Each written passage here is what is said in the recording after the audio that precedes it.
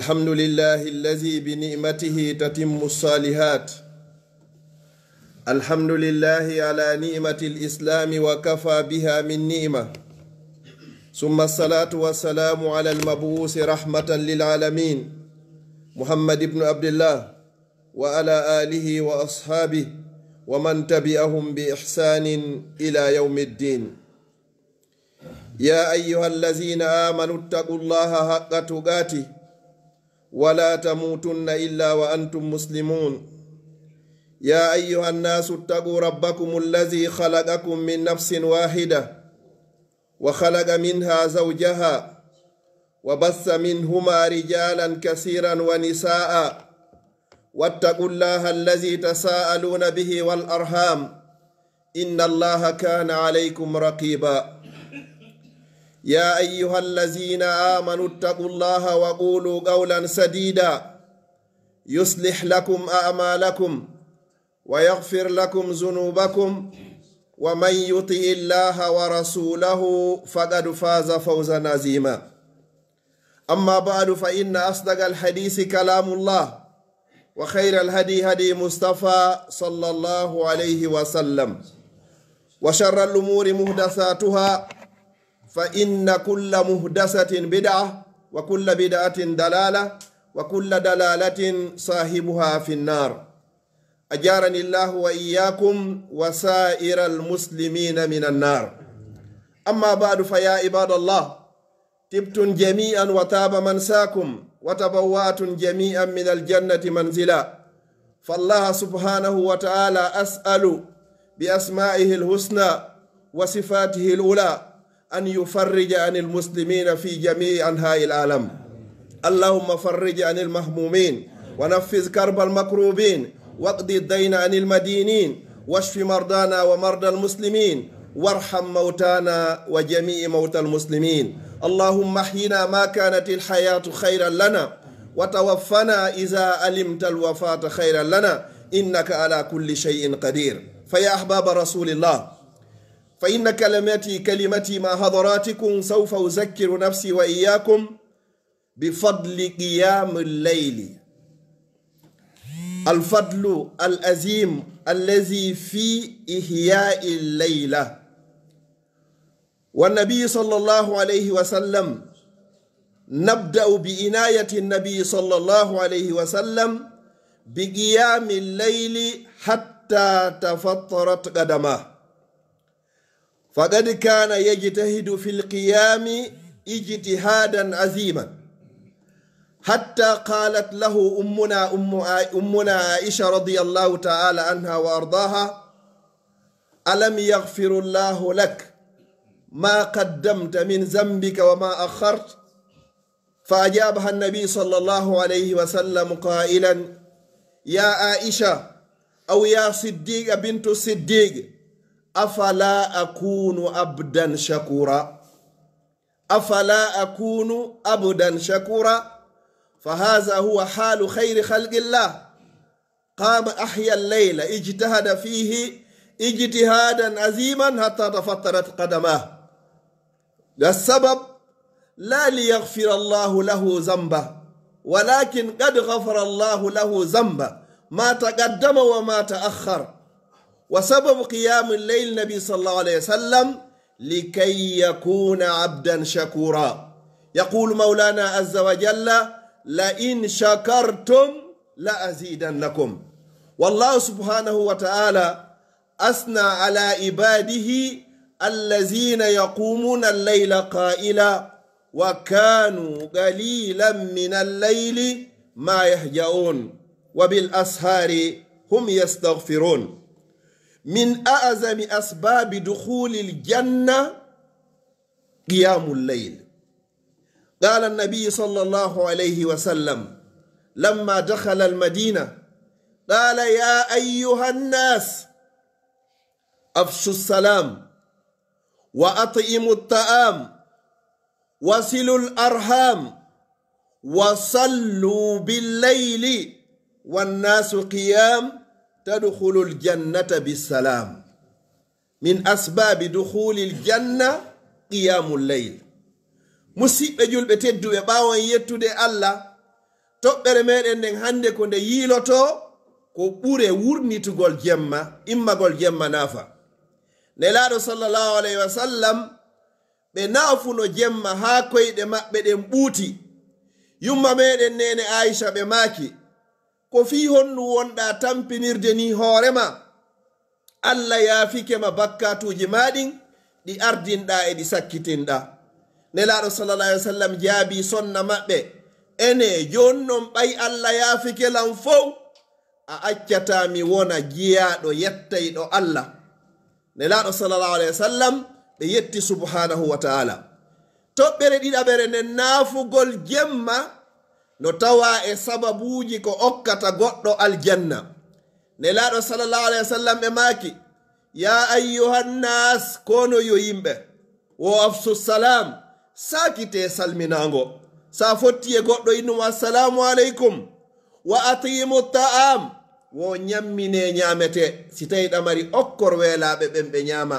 Wata wonu neɗɗo añanɗo, innama nut'imukum liwajhillah la nuridu minkum jaza'an wala shukura. Yaqulu nabi sallallahu alayhi wa sallam, ma naqasa malun min sadaqatin qat. Wo ittugol sadaka ɗum lannata jawdi julɗo. Yaqulu nabi sallallahu alayhi wa sallam fil hadith al-qudusi, ya ibnu adam anfiq alayk. Wo ittu sadaka dépensu min kadi mi dépensete. Sa okkori jiyaɓe Allah ɓen, Allah okkorte kadi. Yaqulu subhanahu wa ta'ala, wama anfaqtum min shay'in fahuwa yukhlifu wa huwa khairu raziqin. Kala ko dépense ɗon Allah lontinanayi on, ko Allah woni ɓurɗo moƴƴude e arsikoɓe. O yini onnu kadi wasilul arham, jokke enɗan, no tawa ko ɓeydata balɗe jokkugol enɗan. Bani adama e woni jokkowo enɗan. Ɓe yini wa sallu layl, juulon jemma wannasu niyam, hara yimɓe ɓen hino ɗaani, wo tadkhulul jannata bi salam, on naatoye aljanna wondude e kisiye. السبب الثالث أو الفضل الثالث من فضائل قيام الليل أيها السادة، قيام الليل من أسباب رفع الدرجات في الغرف في الجنة يوم القيامة. والدليل يقول النبي صلى الله عليه وسلم، اسمعوا معي هذا الحديث، إن في الجنة غرفا يرى ظاهرها من باطنها وباطنها من ظاهرها. ما شاء الله، يرى ظاهرها من باطنها وباطنها من ظاهرها. أعد الله تعالى لهذه الغرف لمن أطعم الطعام وألان الكلام وتاب الصيام وأفسى السلام وصلى بالليل والناس نيام. سبحان الله، هذه الغرف التي يرى ظاهرها من باطنها أعدها الله سبحانه وتعالى لعباده الذين اتصفوا بهذه الصفات. أولا لمن أطعم الطعام أيها الإخوة، وثانيا وألان الكلام، قولوا للناس حسنا. وقال النبي صلى الله عليه وسلم، من كان يؤمن بالله واليوم الآخر فليقل خيرا أو ليصمت. وتابع الصيام، صوموا من الشهر ولو ب3 أيام، أيام البيض ويوم الاثنين والخميس إن شاء الله. قال عليه الصلاة والسلام، من صام يوما في سبيل الله باعد الله وجهه عن النار بذلك اليوم 70 خريفا، أو كما قال عليه السلام. نلاɗo صلى الله عليه وسلم ɓe maaki no tawa e sababuji wo chamburji hino ka nder aljanna, wo woni ɗo nder no yenti yaasi, wonɗo yaasi no wonti nder birikire kange e birikire kaalisi. Allah marani ɗum ɗo hombo arano on, ɓen ittay ɓe sadaka ñamminay ɓe ñaamense. ɗiɗi, e ɓen wowlay ɓe konguɗi moƴƴi ma ɓe deƴƴa. tati, e ɓen hooray ɓe. nayi, e ɓen sakitay ɓe salminago. jowi, e ɓen naafay ɓe jemma hara yimɓe ɓen hino ɗaani. خامسا أيها السادة من فضائل قيام الليل المحافظون على قيام الليل محسنون مستحقون لرحمة الله وجنته. لماذا؟ لأنهم كانوا قليلا من الليل ما يهجعون وبالأسحار هم يستغفرون وفي أموالهم حق للسائل والمحروم وفي الأرض آيات للموقنين وفي أنفسكم أفلا تبصرون وفي السماء رزقكم وما توعدون. هؤلاء الذين يقومون الليل يستحقون بالجنة الفردوس الأعلى. haray ɓe immayɓe jemma wurnita jemmaji ɗin ɓeeɗo hiɓe tawa ɓen ɓe Allah manti woko ɓeeɗo woni moƴƴiɓɓen ɓeeɗo hiɓe hande e yurmede Allah nden e aljannaji makko ɗin sabu ko ɓe immoto kon ado subaka ɓe heɓa hay so tawi ko darɗe ɗiɗi ma ɓe janto inde Allah hay so tawi ko nde wotere ɓe wiya subhanallah. khamisan ayyuha sada madaha Allahu ahla qiyami llayli fi jumlati ibadihi al abrar. قال سبحانه وعباد الرحمن الذين يمشون في الأرض حتى قال والذين يبيتون لربهم سجدا وقياما. قيام الليل من صفات عباد الرحمن جعلني الله وإياكم من عباد الرحمن في القول والأمل والنية يا رب العالمين. أيها السادة سادسا jeega ɓunkum e sifaji ɓen immotoɓe jemma naafa ɓeeɗo Allah mantiɓe woni wo ko jeyaɓe Allah wo e ɓen immotoɓe jemma haray ɓe sujjana Allah hiɓe naafa. wa sadisan shahida lahum bil imani l kamil allazina yaqumuna al-layl. qala subhanahu wa ta'ala innama yu'minu bi ayatina الذين إذا ذكروا بها أو إذا ذكروا بها خروا سجدا وسبحوا بحمد ربهم وهم لا يستكبرون.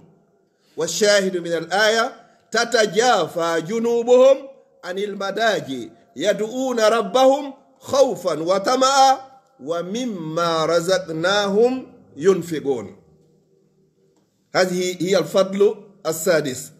جيغبونم woɓe immotoɓe jemma naafa woɓe dey ko ɓen si ayeji Allah ɗen jangama e dow maɓɓe woɓeɗo ɓe suuyay ko ɓe sujjuɓe hara wona ɓe mawnintiniɓe kadi hara hiɓe woɗɗintina ɓalli maɓɓe ɗin kadi ko wiyete kon e mbaldiji e lelande e yoga ko Allah arsiki on kadi arsikiɓe hiɓe sakko. wa sabiyan ayyuha sada nafa Allahu subhanahu wa ta'ala at-taswiyatu baynahum wa bayna ghayrihim ممن لم يتصفوا بوصفهم فقال تعالى أمن هو قانت آناء الليل ساجدا وقائما يحذر الآخرة ويرجو رحمة ربه قل هل يستوي الذين يعلمون والذين لا يعلمون إنما يتذكر أولو الألباب. عليك بينا فوق بجمع الله صفني وصفاجي لبادي ɓeeɗo hiɓe immo jemma naafugol hiɓe toro Allah yo Allah woɗɗintinɓe yiite hiɓe toro Allah yo Allah hon okkuɓe haray aljanna. wa saminan ayyuha sada min fadaili qiyami llayl qiyamu llayli mukaffirun lissayi'at wa minhatun lil asam. qala nabi sallallahu alayhi wa sallam alaykum biqiyami llayl alaykum biqiyami llayl فإنه دأب الصالحين قبلكم وهو قربة إلى ربكم ومكفر للسيئات ومنحات للآثام. هذا الحديث فقط يكفينا. عليكم قول النبي صلى الله عليه وسلم الذي لا ينطق عن الهوى عليكم بقيام الليل فإنه دأب الصالحين قبلكم بمعنى السلف الصالح والأنبياء الذين سبقونا كانوا يقومون الليل وهو قربة إلى ربكم من أراد أن يتقرب إلى الله فليكثر من السجود. قال عليه الصلاة والسلام أقرب ما يكون العبد من ربه وهو ساجد. ومكفر للسيئات ومنحات للآثام. تاسيا نلا صلى الله عليه وسلم إماكي jiwlugol jemma naafa wo ɗum ko montay ɗum bakkatu ko ittay ɗum junubu wo juulugol jemma ko jikkuɓen adiɓe on juulugol jemma ko ɓattinay ɗum maka joomi ma juulugol jemma ittante dendagal bakkatu ko waɗuɗa jiyaɗo kaw ɓuri ɓadade allah ɗon fof ko kaw sujjani subhanahu wa ta'ala qala alayhi salatu wassalam afdalu salat ala sighati tafdil afdalu salati ba'da al-maktuba salatu al-layl rawahu imam muslim nelaɗo sallallahu alaihi wasallam e maki ko ɓuri moƴƴude e julde ko goɗɗo juuli kon fof si waktu farillaji ɗin feƴƴi haray ko naafugol jemma ko imam muslim woni ko filli hadis on wa ashiran sharaful mu'min qiyamuhu bil layl sharaful mu'min qiyamul layl wa izzuhu istighna'uhu anin nas rawahu al hakim nelaɗo sallallahu alaihi wasallam e maki teddungal julɗo ko immagol jemma naafa teddungal julɗo ko alɗinagol ko yondinagol e ko woni e juuɗe yimɓe ɓen kon goɗɗo arno landi nelaɗo sallallahu alaihi wasallam o inni ya rasulallahi dullani ala amalin iza amiltuhu ahabbani llah wa ahabbani nnas فقال النبي صلى الله عليه وسلم ازهد في الدنيا يحبك الله وازهد فيما عند الناس يحبك الناس جعلني الله وإياكم من الذين يحبهم الله أقول قولي هذا وأستغفر الله لي ولكم فاستغفروه إنه هو الغفور الرحيم